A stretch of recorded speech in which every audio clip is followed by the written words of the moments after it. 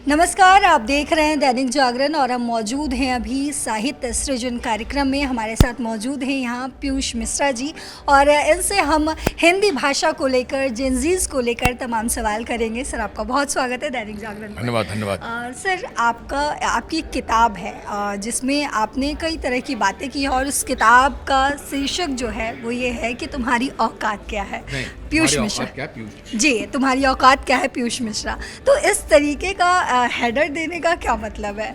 औकात मतलब मैं जाहिर अपनी ज़िंदगी बतलाना चाह रहा था कि जो मेरी ज़िंदगी बीती है बिना किसी जो है छुपाव दुराव के। जी। तो मेरी औकात क्या है, जो मेरी औकात क्या है, एक्चुअली मैं क्या हूँ, क्या हूँ मैं, वो बतलाने की इच्छा थी और मैंने बतलाने की कोशिश की। वो कैसा रिसीव किया पाठकों ने, मेरे ख्याल से अच्छा ही किया। किसी को आपत्ति नहीं, मुझे लगा था कि बहुत शोर शराबा होगा, इस पर आपत्ति उठेंगी, तो इतना ब्लंटली नहीं बोलना चाहिए। लेकिन फिर भी जो है लोगों ने पसंद किया और आज इसका अवार्ड मिल रहा है मुझे, तो ये तो बहुत ही मेरी चकत कर देने वाली बात है। तो बड़ी हैरत वाली बात है, लेकिन बड़ी प्रसन्नता हो रही है। तो आपने अवार्ड का जिक्र किया, तो अवार्ड के बारे में जानना चाहेंगे। आपको इसी किताब के लिए, जहां आप बहुत ही एक हाश शब्द का प्रयोग करें, औकात क्या है, और उसके लिए आपको ये सम्मानित किया जा रहा है साहित्य सृजन सम्मान में, आपको कैसा लग रहा है? अब तो आप मुझसे पूछिए, सम्मानित कर रहे हैं मतलब मुझे उम्मीद नहीं थी कि जो ऐसा होगा। मुझे कतई उम्मीद, मैं लिख के छोड़ दिया था और मुझे ये उम्मीद थी कि इसके बड़े बैकलैश होंगे, कि जो उसका बड़ा मतलब आपके वो प्रतिवाद किया जाएगा कि आपने ऐसी किताब लिखने की हिम्मत कैसे कर ली। लेकिन जब कोई बैकलैश नहीं हुआ, उल्टे पसंद ही किया गया, लोगों के पत्र आए कि जो है बहुत मज़ा आया इसको पढ़ने के बाद में, और इतना ब्लैटेंटली लिखना जो है हर किसी के वश की बात नहीं है। तो मुझे थोड़ा सा गर्व भी हुआ अपने आप पर कि शायद ये साहसिक कदम था, अच्छा हुआ, सफल हुआ। जी। इसके अलावा मैं आपसे ये भी जानना चाहूँगी कि आपकी कविता और थिएटर परफॉर्मेंस जेनजी को हिंदी भाषा और साहित्य से जोड़ने में कैसे मदद कर सकते हैं? जेनजी जनरेशन को? जी।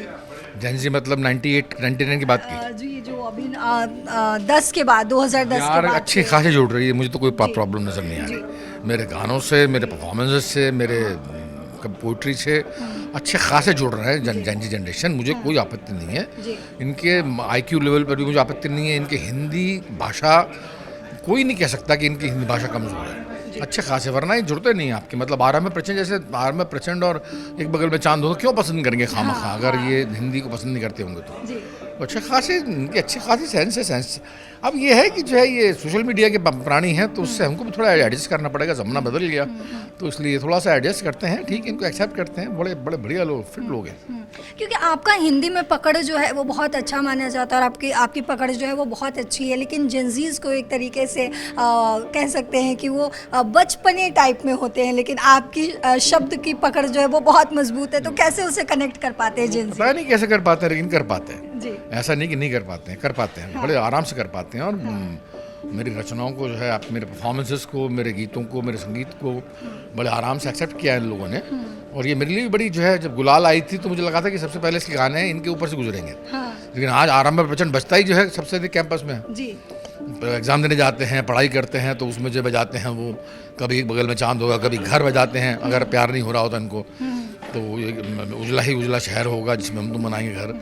तो मेरी भाषा, मेरी भी ऐसी पकड़ भाषा में नहीं है। मेरी जो है, जो कोलोकियल लैंग्वेज है ना, कोलोकियल हिंदी है, चल रही हिंदी, उसमें है मेरी पकड़, उसमें है। मेरी हिंदी भाषा में पकड़ नहीं है मेरी। ऐसा कि मुझे आप कहो कि जब मुक्तिबोध की रचनाएं मुझे समझ में नहीं आती हैं अधिकतर, लेकिन मेरे को जो है आपकी ये जो कोलोकियल भाषा है, इसका सेंस है। और थिएटर की वजह से जो है मैं इसको समझ पाता हूँ। अच्छा, आपकी शुरुआत काफ़ी समय पहले हुई है और अब काफ़ी एक बदलाव हुआ है लोगों की सोच में। जैसे जेनजीज की बात हम करें, तो उसके साथ कैसे आपने अपने सोच को और अपने शब्दों में कैसे बदलाव किया? मैं बदलता रहता हूँ, अपने आप को बदलता रहता हूँ। मैं हमेशा बदलता रहता हूँ। 4-5 साल बाद हमेशा अपने लिखने के तरीके को, अपने बोलने के तरीके को, अपने परफॉर्मेंसेस की चॉइस को बदलता रहता हूँ। तो उसमें जो है मुझे कोई दिक्कत नहीं है। और बदलते हुए परिवेश के साथ में बदलना जो है, मुझे 1% दिक्कत नहीं होती है।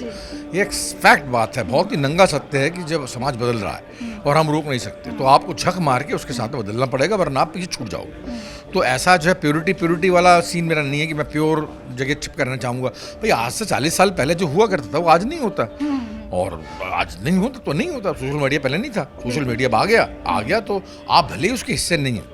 मैं उसका हिस्सा नहीं हूँ, मेरे बंदे चलाते हैं, मेरा अकाउंट जो है मेरे बंदे चलाते हैं। मैं आई हेट सोशल मीडिया, लेकिन चलाते हैं। तो मैं उसका हिस्सा इस तरह से हूँ कि जो है मैं हूँ तो भी सोशल मीडिया पर, ना करते करते भी हूँ, और हर बंदे को ना करते करते भी रहना पड़ेगा, भले कितना भी प्यूरिटन हो, भले कितना ही प्योर हो कि मैं तो बहुत प्योर हूँ और मैं सोशल मीडिया पे आना नहीं चाहूँगा, झक मार के आते हैं आप, आना पड़ता है आपको, तो ठीक है, बढ़िया बात है, मुझे एतराज़ नहीं है उसमें। जी, तो आपको जेंजीज के जो सोच है, जो अभी के जेंजीज सोचते हैं, चलिए अगर अभी हम बात करें कि हाल ही में जिस तरीके से बांग्लादेश और नेपाल में तख्ता पलट हुआ और आप जिस तरीके से जेंजीज के लिए बोल रहे हैं, तो क्या आपको जेंजीज से कोई दिक्कत नहीं है या उनकी सोच? क्योंकि कम है, थोड़े सेंसिटिव कम है जी थोड़े सेंसिटिव कम है। हम 20 साल के थे तो हम जो लेफ्टिस्ट थे, जी 20 साल के थे तो हमारी जनरेशन में जो ना चाहते भी लेफ्ट जो है झलकता था, हाँ कि एंटी एडमिनिस्ट्रेशन वगैरह जो है प्रति भागी नहीं, एक प्रतिरोध झलकता था, जी वो इनमें नहीं, जी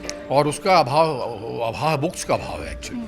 गूगल से हर चीज़ सीखते हैं तो बुक्स का अभाव है, किताबों का अभाव है, तो वो नहीं पढ़ते हैं लोग। यानी कि आप कह रहे हैं कहीं ना कहीं कि जंजीज जो होते हैं वो थोड़े लापरवाह से होते हैं। थोड़ा लापरवाह नहीं, बहुत जल्दी हर चीज़ को पाने की कोशिश करते हैं, आज ही मिल जाए, आज ही मिल जाए, आज ही मिल जाए।